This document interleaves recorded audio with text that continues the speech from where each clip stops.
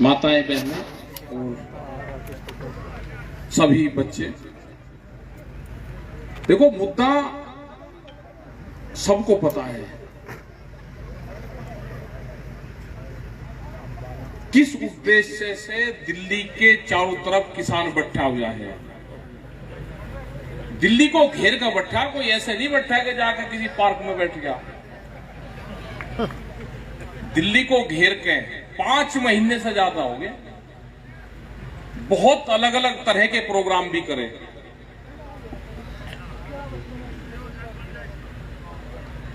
लेकिन सरकार यह है कि अभी सुनने के उसमें नहीं, लोगों के साथ में धोखे से बतलाने का काम करते हैं कि इनके ऊपर एलिगेशन लगाकर इनको यहां से हटा दो। हमको उनकी एलिगेशन के चाल से बचना है। बहुत लगाए उन्होंने, पंजाब हरियाणा का बताया, छोटा बड़ा किसान बताया, सरदारू का बताया, फिर जाट्टू का बताया, फिर बड़े किसानों का बता दिया, फिर तिरंगे झंडे से जोड़ दिया, फिर लाल किले से जोड़ दिया। अब क्या है कि ऑक्सीजन के गैस के टैंकर रोक दिए और कुछ नहीं मिला।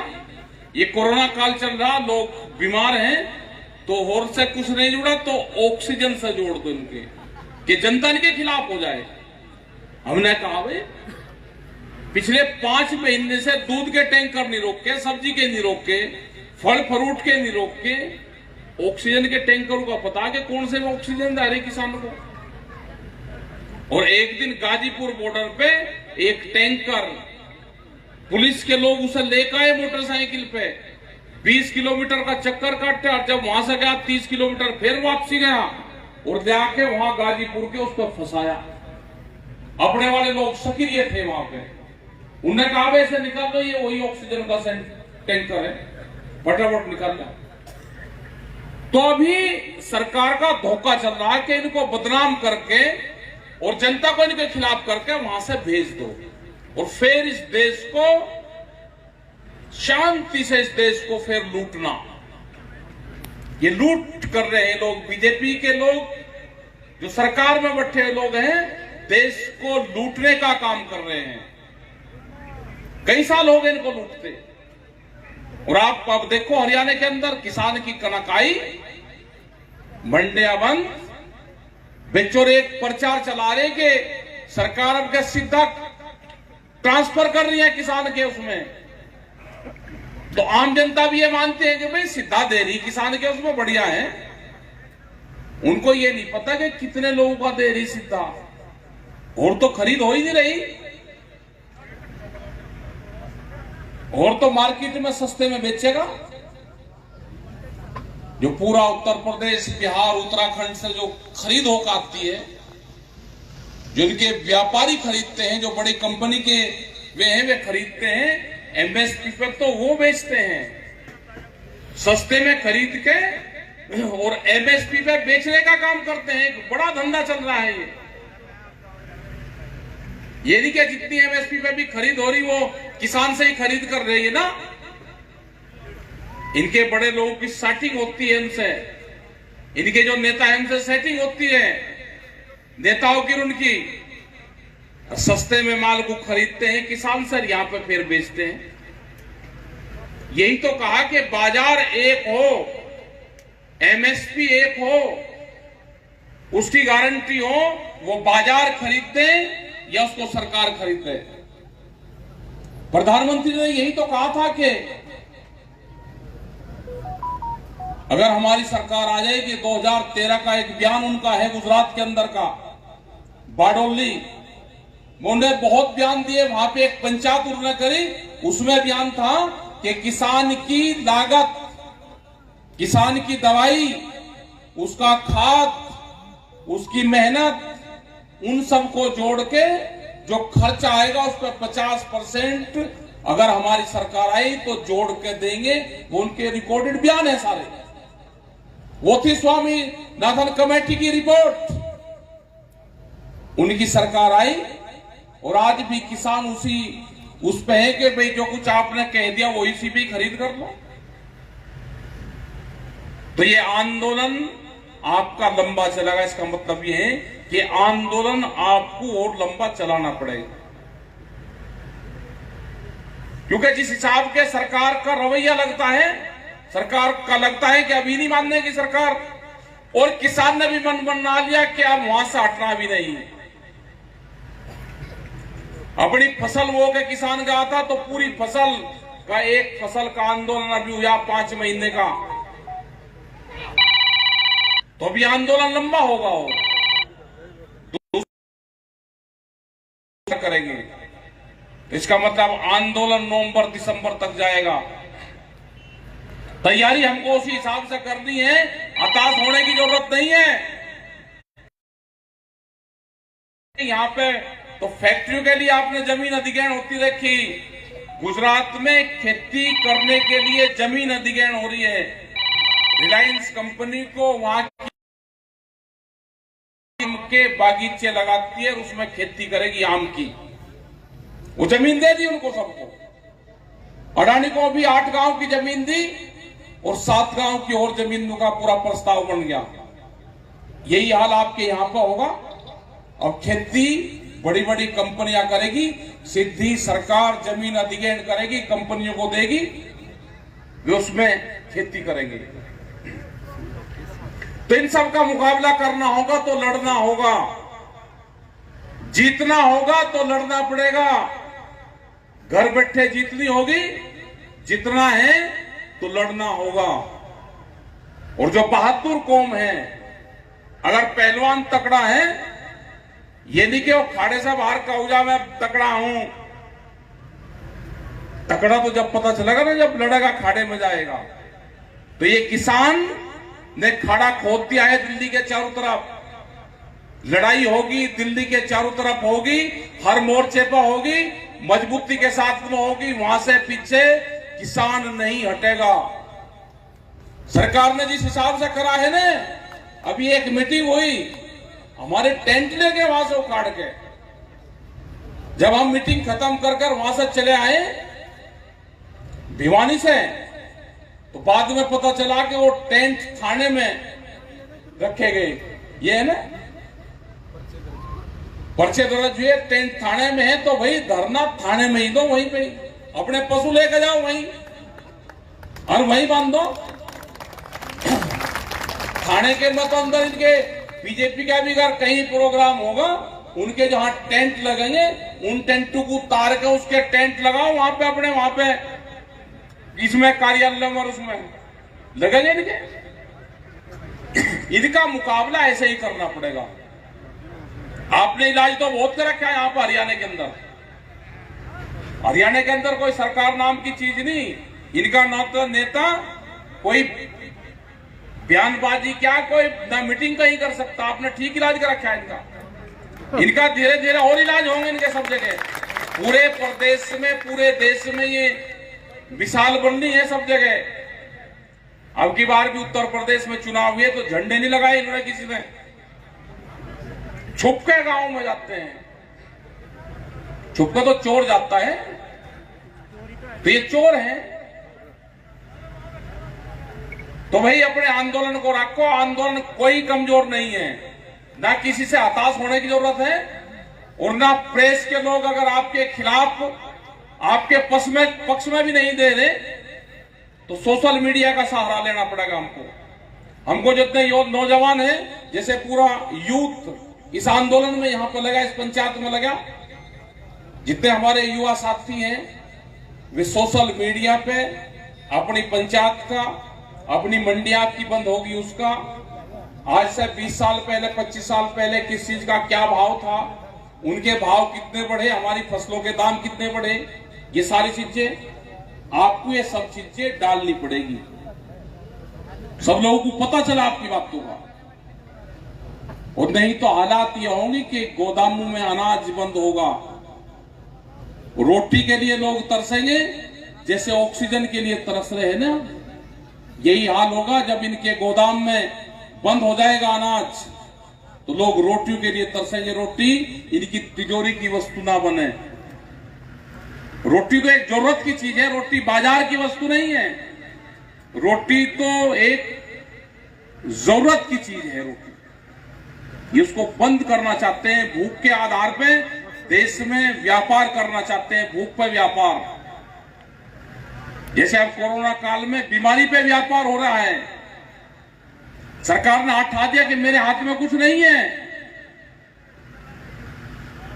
लोग सिफारिश कर रहे कि ऑक्सीजन मिल जाए, बेड मिल जाए हॉस्पिटल में। नेता तो सब इनके अंडरग्राउंड हो गए। नेताओं ने तो अब अपने हॉस्पिटलों में अपने जगह कमरे बुक कर लिया अभी से ही। पूरे के पूरे परिवार अगर नोएडा में देखें, एक नेता का पूरा परिवार ठीक ठाक होते ही हॉस्पिटल में लौट रहा। जनता मरो कहीं, मैं बीमार ना हो जाऊं, हॉस्पिटल में कमरे ले लिए, वहीं सी आईसीयू में उसमें कह रहे कि मैं तो यही क्वारंटाइन हो रहा हूं। बिल्कुल ठीक आदमी है सारे के सारे, तो क्या जनता का भला करेंगे? जोन से बीमारी के डर से जनता के बीच में रहने से अपने आप को पूरा घर हॉस्पिटल में शिफ्ट कर दिए हो। वे आपको नेता है वे, तो ये आंदोलन भाई तेज करना पड़ेगा। आपका गेहूं की कटिंग होगी, दूसरी फसलें भी आती रहेंगी जाती रहेंगी। अपना जो वहां के मोर्चे हैं, अब क्योंकि सरकार कल तक आलेगी, 5 तारीख तक सरकार कोई न कोई वो जरूर दिखाएगी। कल उसके रिजल्ट आ जाएंगे। आप भी 2 दिन बाद में, 3 दिन बाद में, ज्यादा से ज्यादा 4 और 5 दिन का काम रह रहा है अभी। ये सब खत्म हो जाएंगे, उसके बाद में वहां पे आना जाना शुरू करो। अपनी ट्रॉलियां हैं, इन्हीं के ऊपर अपना घर बनाओ, अपना कूलर रखो, और वहां पे ही कहीं पे भी आप लगाओ। आप यहां लगाओ, कहीं लगाओ, टोल पर लगाओ, उस साग लगाओ, लेकिन आपको घर से बाहर निकलना पड़ेगा। 2021 का जो साल है, ये आंदोलन का साल है।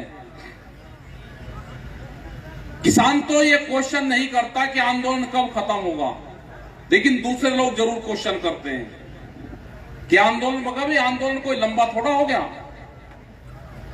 हमको फार्म हाउस है, हमारा छोटा है तो बड़ा फार्म हाउस चाहिए, कोठी छोटी है तो बड़ी चाहिए, ट्रैक्टर छोटा है तो बड़ा ट्रैक्टर चाह, गाड़ी छोटी है तो बड़ी चाह, तो आंदोलन ही छोटा क्यों चाहिए? आंदोलन भी लंबा चलेगा।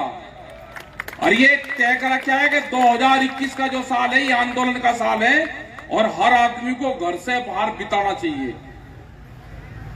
ये एक बीमारी चल रही, इसका भी थोड़ा ध्यान रखो अपना। किसी का कुछ हरकत हो जा, खांसी नजला जुकाम हो जा, तो उसका भाई गर्म पानी से जो देसी वो है उसका इलाज करो। हॉस्पिटल में तो ये है कि ठीक ठाक भी अगर जाओगे, पैसे लूट लेंगे और पकड़ के वहीं पर ठा लेंगे, और पता नहीं फिर भेजेंगे कि नहीं भेजेंगे। एक हॉस्पिटल में हुआ, जब ये कोरोना तो नहीं था, वो दूसरी बीमारी थी एक और, वो गया, उससे पूछने लगा कि क्या काम करते हैं, उसकी लड़की भर्ती हुई पहले वहां, कहा जी भट्टा है, ये है, अच्छा, और बिल बनाया 2 दिन का 1,25,000 रुपए। फिर उसका बाप चला गया वहां पे, उसे पता था कि जाती वे बुझे कि व्यापार क्या है। उसने कहा कि भाई क्या है कि भाई कुछ नहीं, अगर नहीं व्यापार क्या है कि भाई व्यापार का क्या करना, को शादी करनी तुझे, अरे हॉस्पिटल में भर्ती कर, जो वो होगा तो तेरा दे देंगे। वे तो भाई मोटे लोगों को पकड़ रहे हैं, उनको मार रहे हैं, 2-2 लाख रुपया पहले जमा करवाते हैं। तो इसका बचाव भी करो, ऐसा नहीं है कि नहीं है, इसका बचाव भी करो। और गांवों में तो अभी ये ज्यादा है नहीं, इनका बचाव करते रहो और अपना आंदोलन पे ध्यान दो, तो इसी से ही सब लोगों का भला होगा। ये मीटिंगें अभी तो आज के बाद में हमने बाहर कहीं कोई मीटिंग अभी नहीं दी, क्योंकि जो प्रेस के लोग होंगे वो कहेंगे देखो ये कोरोना फैला रहे, ये मीटिंगें कर रहे, तो अभी मीटिंग कुछ दिन के लिए रोक दी। छोटी मीटिंगें, कहीं जाना होगा तो हम जाते रहेंगे, किसी न किसी गांव में प्रेस के लोगों से बात करते रहेंगे। हमारा था प्रोग्राम कि आज यहाँ की मीटिंग कर कर हम हिमाचल में जाएं, लेकिन हिमाचल में तो पूरा कोविड के टेस्ट हुए मांग रहे। हमारा था कि कल शिमला में जाकर प्रेस कॉन्फ्रेंस करें, वहां पे भी बड़ा नुकसान, किसान का जो सेब का किसान था बड़ा नुकसान उन किसानों को हुआ है। वहां पे बरसात में ओलावृष्टि वहां पे हुई, बर्फ पड़ी और पूरे के पूरे बाग उनके टूटे। लेकिन वहां पे पूरी कोविड की उसकी टेस्टिंग है, हो सकता है कि 14 दिन क्वारंटाइन में करें, तो इस तरह की वहां पे थे, तो हमने कैंसिल वहां का प्रोग्राम करा। ये अच्छा प्रोग्राम आपका यहाँ पे हुआ, ना हताश होने की जरूरत और ना किसी पे कोई एलिगेशन लगाने की जरूरत कि किसने क्या करा, वो सब जनता जानती है। हमको ध्यान एक चीज का रखना कि अपनी गांव में कमेटियां बनाओ, अपने गांव का धन गांव में रखो। कोई संयुक्त मोर्चे के नाम से, किसी के नाम से आपसे पैसा मांगने बाहर का आदमी आओ, उसको पैसा मत दो। अपना इकट्ठा करो, गल्ला इकट्ठा करो, अपना गांव में रखो, गुरुद्वारे में रखो, किसान संगठन के नाम से रखो, और जब जहां पर आपको जरूरत हो, देना हो, तो गांव के लोग ही अपनी कमेटी के माध्यम से उसको खर्च करो। टिकैत साहब का यही फार्मूला रहता था कि गांव का धन गांव में, अगर गांव का धन गांव में रहेगा तो हमारी गांव की इकाई मजबूत रहेगी। आपको ट्रैक्टर लेकर जाने, 2 ट्रैक्टर लेकर जाने, 20 आदमी जाने हैं, आपके पास में धन है, अनाज है, वो है, आप उसको भेज सकते हो। और आपने पूरा का पूरा किसी और को दे दिया, जब आप इकट्ठा करोगे वो तो आपको वापसी नहीं देने का, अब फिर आपको इकट्ठा करना पड़ेगा। गांव के लोग फिर कहेंगे आपको। तो गांव का धन गांव में रखो, बाहरी आदमी को पैसा मत दो। अपना लंगर भंडारा चलाओ। बहुत बड़ा योगदान सिख समाज का इस आंदोलन में है। ये कोई अलग नहीं है, सिख समाज किसान है, मजबूती से अपनी खेती करता है।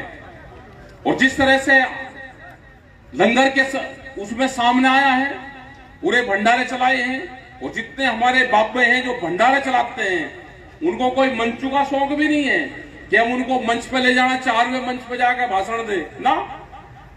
उनका सेवा भाव वही है कि मेरा भंडारा चल रहा है तो यही मेरी सेवा है। मेरे गुरु ने यही मुझे बताया है कि सेवा कर, जो भोजन है, भंडारा है, भूखे को भोजन करवा, यही सबसे बड़ा धर्म है। आज गुरु तेग बहादुर जी का 400वां प्रकाश पर्व है, तो हम उसको भी मना रहे। कल था ना, तो कल या आज है, हाँ, तो वहां पर जो कीर्तन वो हुआ, जो शब्द हुए, तो कल वहां पर करवा दिया था। कल भी वो साथ कई दिन से वहां पर चल रहा, तो प्रकाश पर्व है, उसको भी हम मनाएंगे। लंगर भंडार चल रहा है, इसको भी करेंगे और इस सेवा चलाते रहो। और वहां पे गाजियाबाद में तो एक बड़ा वो और चला, क्या वहां पे जो सेवा चल रही है वो ऑक्सीजन की चल रही है। हम गए थे, उनको पुलिस प्रशासन तंग कर रहा था वहां पे। उनके यहाँ पे जाते हुए चंडीगढ़ से सिलेंडर पकड़े, आपके यहाँ पे अंबाला में ही। वो तो पूरा ऑक्सीजन की पाइप लगा रखा है, एक सिलेंडर से 16 लोगों को ऑक्सीजन दे रहे हैं वे। जय श्री कालू। तो बहुत बड़ी सेवा वे लोग कर रहे हैं। करीब 4,500 से ज्यादा लोगों को उन्होंने जान बचा दी उनकी। और ये परमानेंट चलता रहेगा वहां पे प्रोग्राम। प्रशासन को भी कह दिया कि अगर इनको छेड़ने की कोशिश करी तो हम उनका इलाज करेंगे प्रशासन का।